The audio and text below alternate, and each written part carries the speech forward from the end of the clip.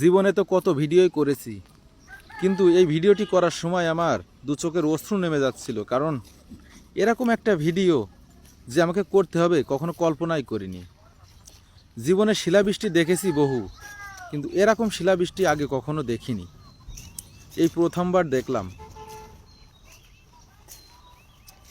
যদি একটা ভুঁই দেখায়, এই যে একটা ধান নাই মাথায়, মানে একটা বাইল পুরো ধান শেষ, ধান সব নিচে পড়ে গেছে, মাথায় কোনো ধান নাই। কেটে রাখা ধানগুলো যেই পরিমাণে ঝরেছে তার চেয়ে অধিক পরিমাণে ঝরেছে থিয়ে ধানগুলো। এই ধানগুলো তো আর কখনোই ফিরে পাওয়া সম্ভব না, সবগুলোই জমিনেই নষ্ট হয়ে যাবে। কৃষক এই ধানগুলো আর কখনোই পাবে না। যদি আমরা এই একটা মুঠা উঠিয়ে দেখি তাহলে বুঝতে পারবো কি পরিমাণে ধান পড়েছে। দেখেন, প্রচুর পরিমাণে ধান ঝরে গেছে। এই ধানগুলো কখনোই আর পাওয়া সম্ভব না।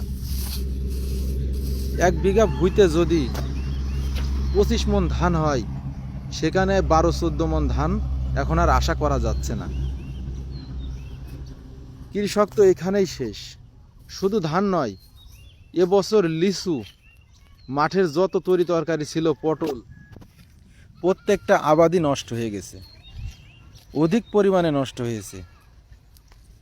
আমাদের সোনালী ফসল যেমন ধান, পাট, এই জিনিসটা এই মৌসুমে হয়ে থাকে।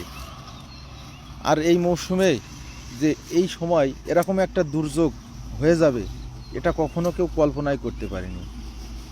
কারণ আল্লাহ যা করেন ভালোর জন্যই করেন। নিশ্চয়ই এর থেকে বড় কিছু হইতে পারত।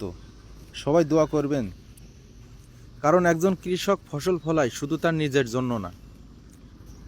দেখেন, এখনো পর্যন্ত সেই শেলাগুলো গলতে অনেক সময় নিচ্ছে। আমি এই ভিডিওটি করেছিলাম 20 মিনিট পরে, অন্তত শিলাবৃষ্টি হওয়ার 20 মিনিট পর, আর এখনো পর্যন্ত এই শিলগুলা গলে নাই। দেখেন, আমরা আবারও যদি একটা ধানের মুঠা উঁচা করি তাহলে কি পরিমাণে, দেখেন কি পরিমাণে ধান পড়েছে। আসলে পুরো ধান বলার ভাষা হারিয়ে ফেলেছি। ভিডিওটি দেখে যদি আপনার একটুও ভালো লেগে থাকে তবে একটি লাইক, কমেন্ট, শেয়ার করে অন্যকে দেখার সুযোগ করে দিয়েন। দেখেন, এই একটা কলা গাছ পড়ে গেছে, এত পরিমাণে ঝড় হয়েছে যে ঝড়ে কলা গাছও পড়ে গেছে, আর এই কলাটা এখনো খাওয়ার উপযোগী হয়নি।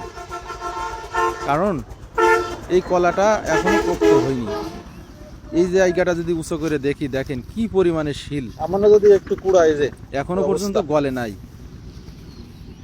প্রায় আধা ঘন্টা হতে যাচ্ছে, তারপরেও শিলগুলা এখনো গলে নাই।